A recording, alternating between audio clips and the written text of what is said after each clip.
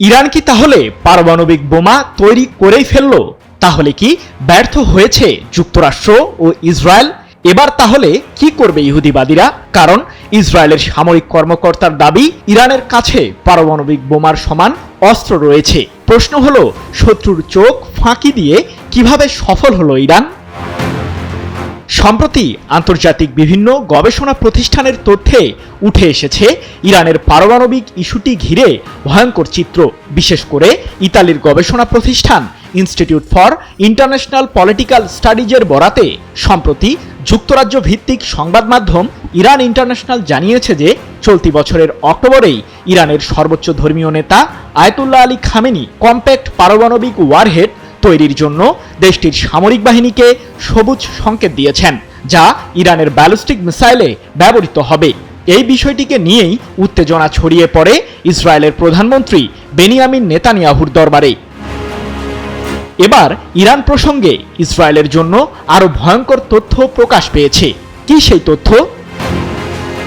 সাম্প্রতিক যুদ্ধে ইরানের পারমাণবিক ও ক্ষেপণাস্ত্র কর্মসূচি ধ্বংস করতে ব্যর্থ হয়েছে ইসরায়েল ও যুক্তরাষ্ট্র, এমনটি জানিয়ে নাম প্রকাশে অনিচ্ছুক ইহুদিবাদী দেশটির একজন কর্মকর্তা বলেছেন, ইরান যদি ইসরায়েলের সাথে ভবিষ্যৎ যুদ্ধে একযোগে বিপুল সংখ্যক ক্ষেপণাস্ত্র নিক্ষেপ করে, তাহলে সেটি ছোট পারমাণবিক বোমার সমান ক্ষতি করতে পারবে, যার ফলে বিলিয়ন বিলিয়ন মার্কিন ডলার ক্ষতির মুখে পড়বে তেল আবিব।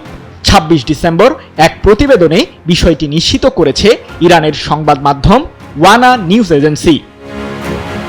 চলতি বছরের জুনে ইসরায়েল ইরান ১২ দিনের যুদ্ধের পর ক্ষেপণাস্ত্র উৎপাদনে আবারও ঘুরে দাঁড়িয়েছে তেহরান, এমনটি জানিয়ে ইহুদিবাদী দেশটির ওই কর্মকর্তা আরও বলেন, যুক্তরাষ্ট্র যদি ইরানের সাথে ব্যালিস্টিক মিসাইল নিয়ে সমঝোতা চুক্তি করতে ব্যর্থ হয়, তাহলে ইরানের বিরুদ্ধে ইসরায়েলের সামরিক সংঘর্ষ অনিবার্য হয়ে উঠতে পারে।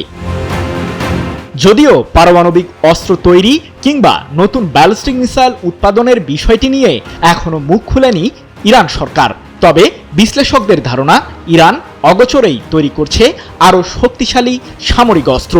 কারণ দেশটি মধ্যপ্রাচ্যে নিজেদের আরও শক্তিশালী করে গড়ে তুলতে চায়। তবে তাদের লক্ষ্য একটাই, অঞ্চলটি থেকে ইহুদিবাদীদের অস্তিত্ব বিলীন করা।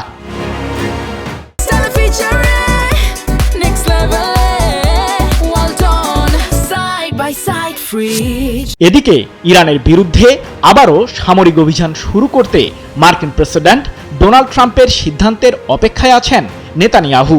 যদিও ইহুদিবাদীদের যে কোনো আগ্রাসনের তীব্র জবাব দেওয়ার জন্য সবসময় প্রস্তুত আছে তেহরান, সম্প্রতি ইসরায়েলের উদ্দেশ্যে এমন হুঁশিয়ারিও দিয়েছে ইরানের সর্বোচ্চ প্রতিরক্ষা বাহিনী IRGC।